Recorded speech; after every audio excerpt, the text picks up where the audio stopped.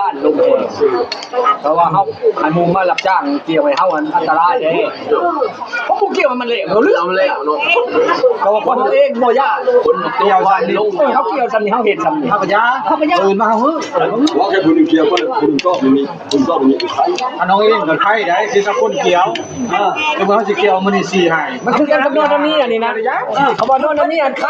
น้องเกี่ยวแล้วมันก็หนาวเฮ้ยแล้วเกี่ยวตอนนั้นเอาไปเจ้าเกี่ยววันเดียวมันถูกโอ้ยจังไงมันเฮ้ยคนเล่นคนคิด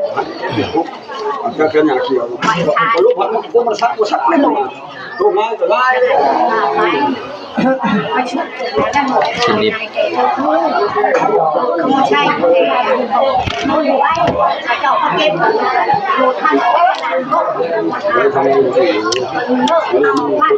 เกี่ยวไปว่าทุกคนเขาสร้างตรงนี้มาจากแก้วเกี่ยวกันเนี่ยมันเป็นตอมเขาเมื่อน้ำมันใส่เขาเอาไปได้แล้วเจ้าอาเพนดูให้ว่าหน้าให้ธรรมดาเขาเช่าให้นี่ยังไม่หมดมันตัดมันก็ยังไว้อยู่นะเขาบังตัดโดยบ่ไวตัวเองก็ดูมันหนักนะดังเราบ่ที่โดนเขาทอยมันทอยนี่สิง่ายสู้กับเล็ก40เซนนี่ได้สมบัตินะครับชิลิปมันทอยจักมาอันนี้ได้มาเด้อคุณก็เปลี่ยนจะพลาดเลยดิชิลิปผมไปพี่น้องเปลี่ยนแล้วบ่เปลี่ยนพลาดก็เปลี่ยนแล้วยาวพวกเขาเก่ามันได้เอาตัวนี้ได้ใช่ได้ตอนนั้นได้คนช่างเขาเพ่งแล้วเราไปลากทำกันเลยไม่ใช่โลดน้ำมันเอาแล้วพันเดียวใช้จะรีชอบตายก่อน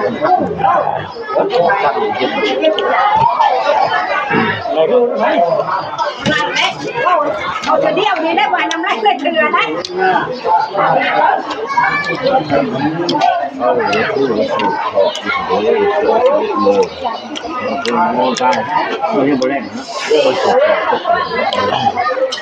จับว่าถึงมันเป็นโง่นะท่านโอ้เขาพูดนั้น1 โมงเขาว่าจะอยากเห็นแปลการนั้นคือเลขตัวนี้เลขตัวเลข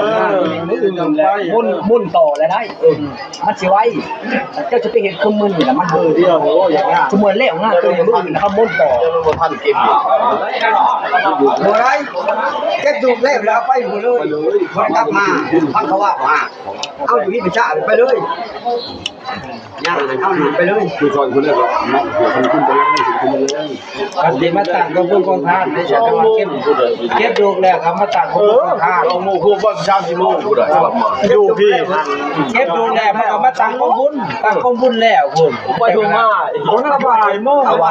แต่บ่รู้กันว่าในใจเฮาเลยเขาว่าตัวเองอยู่เป็นบ่ได้เขามันบ่ทันไปพวกนี้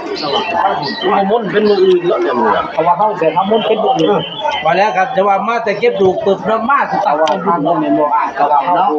มากะว่าทานละคิดตะกุมุ่นเนี่ยมีส่วนที่เขาเขาก็รู้ว่าเขาก็มันมากก็ตัดลงถึงมันแน่ง่ายเขามาต้อนเอาอยู่ผมไปเลยผมเลยเข้ามาบ้านเก็บถูกเลยเอาไปเลยแบบนี้มาเลยจังมาพี่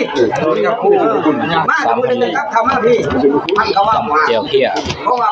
น้ำโดดเอาออกไปถ่ายอยู่โลกไปแรกมาอยู่ไปเลยตอนแรกเราก็มาทำให้ดูให้ดูให้เก็บดูแรกก็มาดูส่วนอะไรนึงบอกกันดีครับ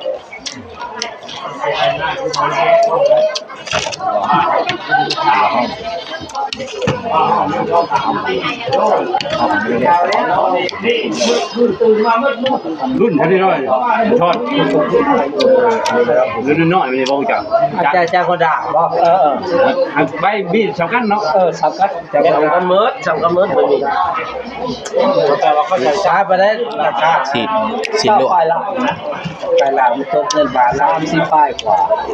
37 30,000กว่า37เลยใครกับคงมันตั้นหมดจักง้อยอยู่เพิ่งกี่ทักคือคงเนาะตัดมันเอาพวกป้ายเป็นพวกเจ๊เขาเขา70,000เขาล่างนะมันเอาตัวนี้ได้ช่องเครื่องก่อนจะคือคงว่านั่นเนาะคงว่าน้อยคงว่าตัดบ่รุดอีกคงว่าน้อยก็จักง้อยอยู่เพิ่งกันเนาะ ผมว่าคนใหญ่ได้ออกขนาดใหญ่ ง่อยเชิง แห้งใหญ่กว่า กองยีตันอีก บักจัดหัวเป็นหัวขาดนะ เล่นเขาไปย้อนมาข้าเจ้าหันบักอันผู้สี่นี่บอกเอาตัวนี้นะเก็บประกัน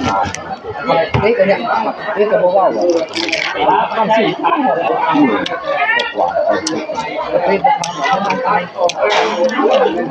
แม่เรียกกันดิเอาตัวนี้นะคนสิลุก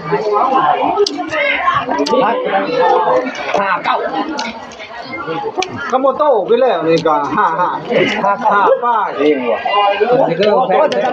พงนี่แหละไปซื้อ5 7จังหวะ5 7คนเงิน ได้โง่มาเสร็จเลย เอาอย่างอื่นคือได้ เมเลอร์เราเลย ได้ซะแล้วคือแบบ ขึ้นเรื่องมาคนนิยม มันใหญ่พวกเราอ่ะมันนักลูกเรา แต่เลย เมแล้วอายุ ปีมันต่างกันได้ เขาว่าต้นนี้คอยเห็ดก็ได้ เชื่อว่ามาที่เป็นไทยเนาะ มันก็มาหน่อยเด้เขา39แล้วก็ต่อ เอามาหน่อยดิ ต่อไปต่อมา37ก็สิเอาเราแล้วเอาใส่หรือว่าไทยมตั้งนี่ป้าไว้เขาสู้ อันนั้นก็ถูกจังอันนั้นมีราคาเท่าไหร่จัง มันเป็นอาจารย์แล้วเข้าคุมมาชิดจังใจตัวดินให้เขาใส่ผู้นี่กระทรวงเนาะ เขาเห็นอันจอดเล็กมากไร เขาว่าชาวโน้นเขาขอซื้อว่ามาได้ว่ามาเลยก็บ่ได้ว่าสามารถดอกบ่ได้ก็ยาเนี่ยมันเตือนกันซื่อ ยูทูบเบอร์ก็ว่าดังๆว่ากิน ว่ากินแบบกินเบิ่งเฉยนะบ่เน้นอธิบาย ก็รถพอดังอะไรแสดงว่าเป็นรูปแล้วซื่อเนาะ กินแบบว่าเฮา เขาเกี่ยวมันย่อยมือนั้นโอ้ ก็ย่อเข่ามันเบิดแหละย่อเข่ามันเบิด ดีจังอันดินมันสิราคาเท่าไหร่บ่ มันประจำรถด่าแล้วรถด่ามันกิน50,000จังหวะถึงปีแล้วมันกิน59คือมันบ่รถด่าได้รถด่า ลกมือป้า บ่ค่อยโทษชื่อ37,000นี่เอ้าก็ยังมาปล่อยเพิ่น41,000บอก42,000นี่เพิ่นไปเบิ่งชิโน่ก่อนมันมีราคาเพิ่นถามเบิ่งก่อน เอ้าเข้ามาให้คนเด้อ เพิ่นสิจ้างเขาอีก1,000เอามาส่งบ่โอเกี่ยวนี่เพิ่นไปเบิ่งชิโน่ก่อน ดิอันเอาดันโทรมาว่าลายมาไหนวะ42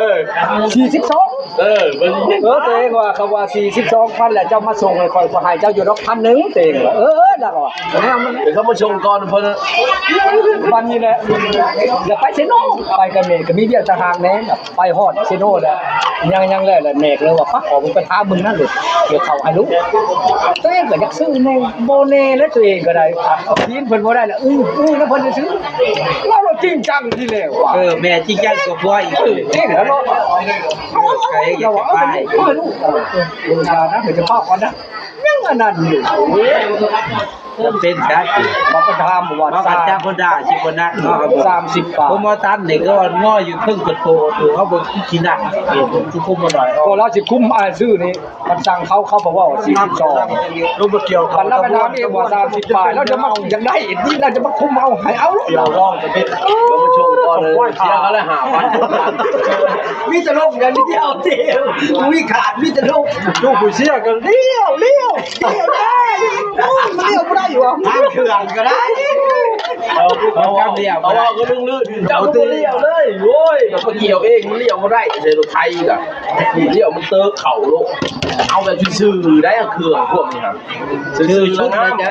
ชุดอะไรจะตั้งใจเกี่ยวโค้ง เกี่ยวโค้งบ่ได้นี่คือเขาเรียก เนื้อใจหน้า เอาเห็ดเจียบบ่ได้ลื่นๆอยู่ เขา ข้างหน้า โค้งเขาเกี่ยวต้อยพูดเขาเชิงข้างหน้าพูดถอยหลัง อันแบบเดียวกับเขาไทยหลุดนี่แหละเขาไทยหน้านี่แหละเขาโค้งนี่นะมันก็ต้องห้ามโลกไทยก็ได้